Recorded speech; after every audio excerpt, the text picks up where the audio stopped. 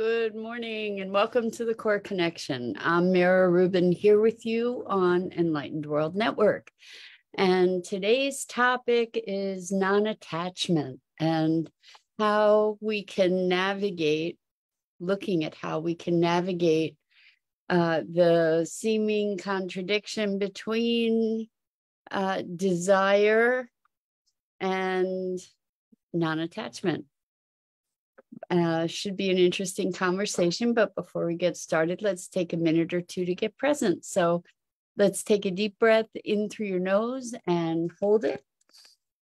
And imagine clean, crisp oxygen flooding into your lungs, flowing into your bloodstream, nourishing all your cells, all your organs, and bringing vital life energy to your body and being. And as you exhale, exhale any tension, negativity, stress, fatigue. And now let's take another deep breath in through your nose and hold it.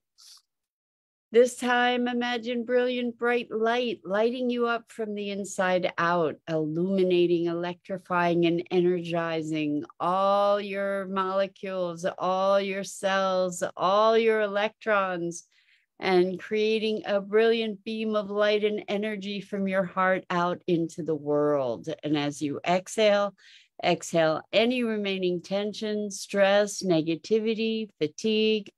And now let's press our palms together, vigorously rub those palms together, feel all that friction, the temperature, the pressure, and when you stop rubbing them together, feel the tickling and the tingling of all that energy, and allow all those sensations to bring you present right here, right now, into this remarkable physical form that enables you to experience life. Welcome, welcome, welcome. Good morning, Rosalind. Good morning. It's great to have you here with us, and welcome to everyone else who's joining us. We are talking this morning about non-attachment and how do you find the balance between non-attachment and desire.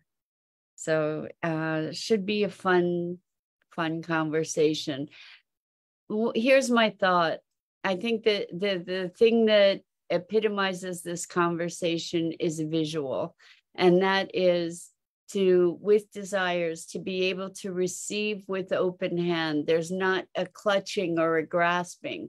When we clutch or we grasp, the hand is closed and it can't receive, and it's creating an obstruction to the receiving, whereas the open hand of allowing just lets that energy flow. So the paradox is that the more we want something, the more resistance we're creating to receiving it. And just the state of want is a state of not having. It's an affirmation of not having. If I am wanting, we've heard, well, that left me wanting. It means it left me without. And the more we affirm that we don't have something, the more we confirm that we won't have that thing, the more resistance we set up to being able to receive that thing, because we're consciously, consistently reinforcing the not having. So you may be familiar with Abraham Hicks, Esther Hicks, who channels Abraham. And talks a lot about the law of attraction. And the thing with the law of attraction is to be in the space of non-attachment, and the way that it's sort of driven in law of attraction through, well, according to Abraham Hicks, is to be in the already receiving, be in the already having. In other words, to allow ourselves to experience the state of having whatever it is we're desiring. And in other words, to imagine the feelings of enjoying that state or that thing, to be in the experience that is an affirmation of what we actually desire instead of an affirmation of what we don't have. So it's a nuance, and it may seem a bit Pollyanna wishful thinking to just put ourselves in a space of imagination where we engender an emotional state that is in alignment with the desires that we have. However, if you can imagine ourselves as radio stations receiving and emitting different frequencies, then the frequencies that we emit are attracting like frequencies. And we talk about this a lot on a whole lot of different levels when we recognize that if we're angry, we're going to generate circumstances that give us an opportunity to feed the anger, for example. So Rosalind says, not waiting for external circumstances to dictate the inner landscape. Exactly. Beautifully said. Beautifully said. And Rosalind continues, I desire to make friends with the rescue animal, but not forcing it. The rescue animal representing what for you? So the rescue animal, I think that's a really interesting metaphor that you're using there.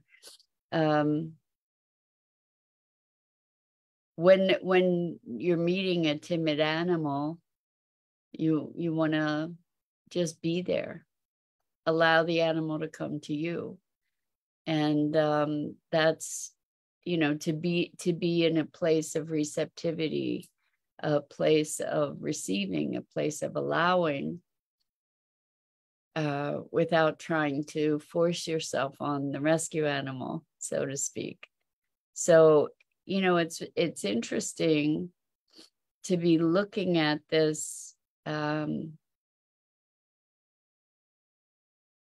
idea of non-attachment, especially when we want something so desperately. You know, it's reflected in our language. You know, when you want something so desperately, what is there? There's a clinging and a clawing and a clutching and a grasping.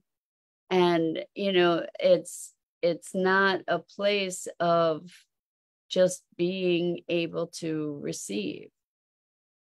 It's like when the cup is full, you can't add anything into it, right? So if we can move from want, which is lack, to desire, in other words, something bubbling up inside us that is enlivened and is sort of coming up from a deeper place, a deeper impulse of fulfillment or toward fulfillment, then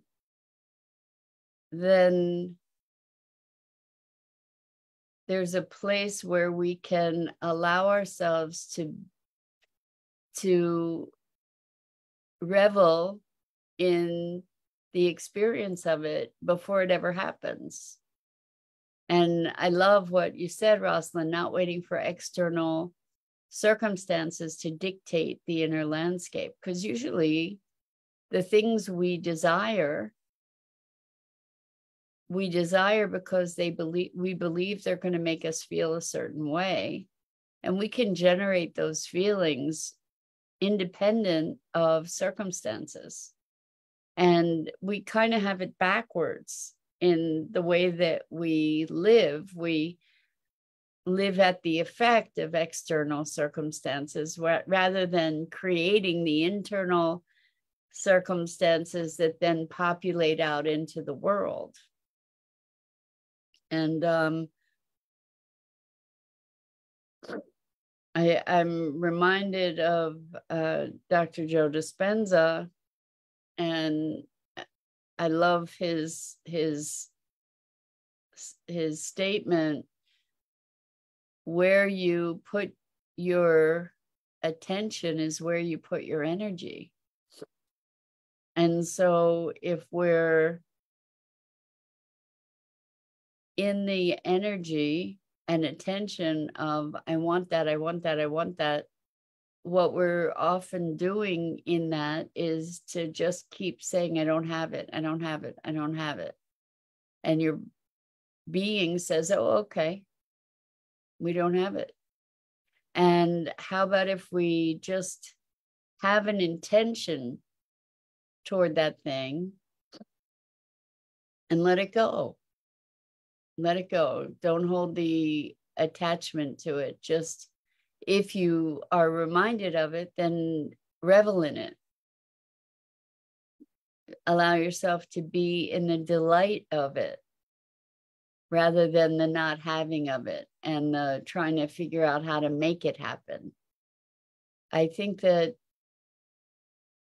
we've been so conditioned to believe that we make things happen. Well, we do make things happen, but not the way that we think necessarily, because sometimes the harder you work, the more distant the objectives become. You know, the harder you try, the worse things might get. And when we get to a place of non-attachment, curiosity, when we can let go of the wanting and just be in the delight around it, or put our attention elsewhere, then the circumstance shifts. So this was really vividly demonstrated in the spoon bending workshop I did with my clients, where they were trying and trying and trying, and the more they tried, the more the fork or the spoon resisted them. And then when they got to the place of non-attachment and curiosity, the spoon just bent. They were able to bend the spoon. And one of my clients said, oh, you know, I think that the non-attachment piece that one of the other clients mentioned, one of the other participants said that they thought that the key was non-attachment. And there was another person who said that that was the key. That was the part that shifted everything. And so when we're so intent and focused and committed, depending upon the frequency of that commitment, the result, it could be quite different. You know, if the frequency of that commitment is, I don't have it, I don't have it, I don't have it, then it's going to make it really difficult for something to manifest. You know, it's like, I need to get clients. I need to get clients. I need to get clients. I need to get clients. The neediness creates an obstruction to getting the clients. Absolutely. So Rosalind says reconciling is different from giving up. Exactly. Exactly. Letting go doesn't mean letting go of the dream or the vision. It means letting go of the clutching and clawing and neediness, and just to allow it, you know, to invite it. There's a big difference between grasping at something and inviting it. Like an invitation is a lighthearted kind of opening rather than for trying to force something. And it's a very interesting dance. And as I think about the notion of dance, I don't know if you've ever taken dance lessons. I love to dance, and I haven't been particularly good at learned regimented steps. And what I've noticed is the more I would try, the more I would trip over my feet until I just sort of let it be and let it flow, and then I could dance. And I think that that's really what we're talking about here, is how our intensity of focus can be an impediment sometimes. You know, like here I was trying and trying and trying and trying. And the more I tried, the more jumbled I got. And when I was able to move into that space of allowing, then things flowed more readily. I flowed. I was able to be responsive rather than reactive or forcing things. So I just want to mention, if you all are wanting to be part of the conversation, and I'm not responding to you if you're adding comments, please know that you can go to the Enlightened World Network Facebook page and or YouTube channel, and you can add comments there. And as long as I see your comments, I will respond to them. So I'm wondering if you might have examples in your own life of where you've manifested something.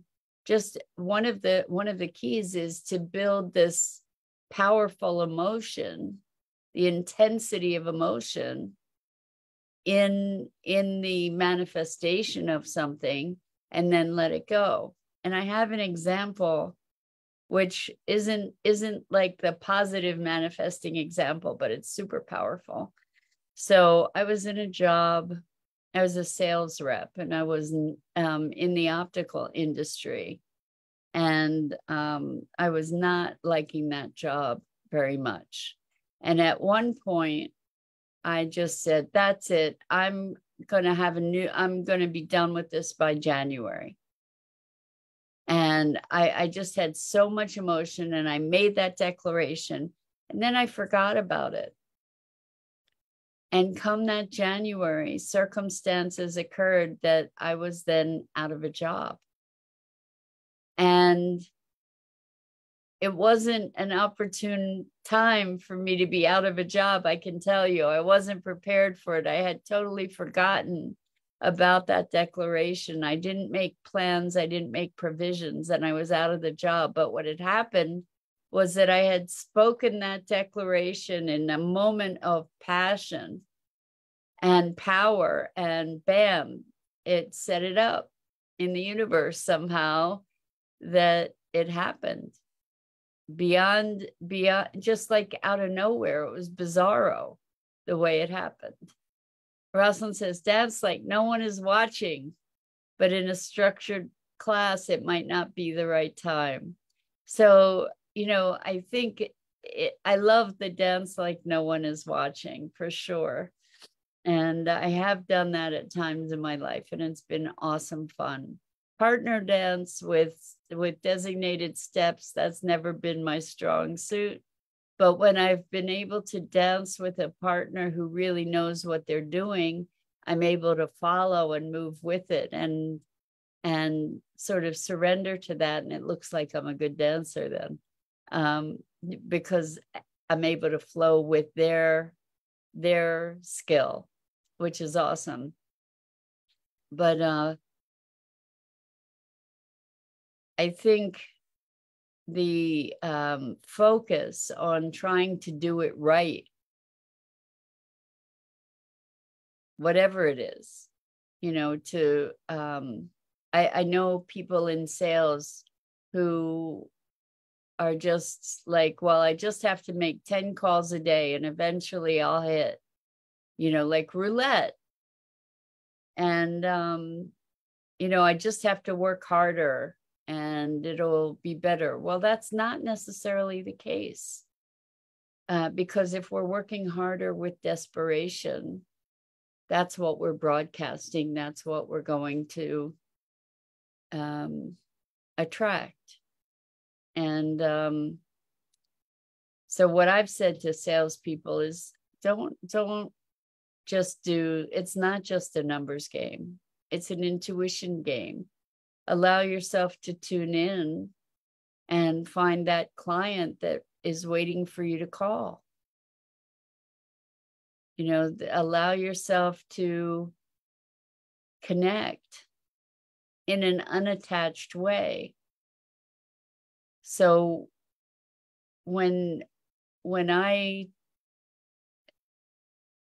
have been building my practice, I approach each prospect not as a prospect, but as a person that I can connect with, and with curiosity and an intention to make a difference for that person. And sometimes they end up being clients, sometimes they refer clients, and sometimes they don't. But even if they don't, at least they've come away with an experience that has shifted something in a beneficial way for them. And that's kind of having the underlying intention that I'll have X number of clients and they'll be of a certain quality, but it's not forcing it. It's not trying to make it happen. It's making the connections, being engaged and heartfelt, and the intention then follows through. Good morning, Jenny. So great to have you here with us this morning. We're talking today about non-attachment and how to square desires with non-attachment, and the contrast between desire and wanting. And so the more we want something, the more desperately we want something and need something, in a way, the more we push it away. Because there's this, it's the difference between receiving with an open hand, allowing ourselves to experience the already having of it, like whatever the joy is that we would experience in having that connection or that thing, maybe, to allow ourselves to enjoy that even before it manifests in the world, and not be tied into the attachment to it, because the attachment to it is just reaffirming not having it. And this works with relationships too, that we can cultivate a relationship in our minds and our hearts that is not dependent upon circumstance. So this is an important thing to recognize, that even if the circumstances of a relationship look terrible, feel terrible the way they are, rather than immersing ourselves into it and perturbating over the problems of the relationship, or the lack of it, or the trauma or upset around it. Instead of doing that, we can be creating the love and connection and joy over that relationship in our hearts that is not dependent upon the external circumstances. And I've done this. And it's been radical. So Rosalind says, how about frequency? Enjoying that condition sometimes rather than generalizing having it all the time. That's also really a big deal, because so many people say, I want to be happy all the time. How about I just want to have times of happiness? That, I mean, I'm enjoying being happy in this moment, you know? So Jenny, I believe you when you say, honestly, I kind of don't understand non-attachment. So if we're clinging or grasping or, yeah. So Jenny says, okay, non-dependent on what I get. So when we're wanting something, like, let's say I'm having a challenging relationship and I want it to be different, and I feel terrible and I feel lonely and I feel angry and I want it to be different. We're putting all our energy into all those feelings. So we're empowering all those feelings all the time. And I'm not saying to deny the feelings. I am saying that there's a huge benefit to us to be able to be putting our attention on creating internally the experience of the connection that we're actually desiring. So we can be feeling the love for that person rather than feeling the loss. And we can cultivate that, because our emotions, we're talking ourselves into feeling loss, because we're reiterating a story that is a sad story that then makes us feel awful. And we can find, I'm not saying that that there's not validation for that in the world. I'm just saying that if we truly desire something different, we have the capacity to create that within ourselves, to create that sense of connection and love. And so I told you that I actually did this, and it was magic. My father, and I know I've told this story before, but my father and I had a big fight, and we were both very stubborn, and neither of us, just listen to this story, Jenny. I think this might give you some perspective.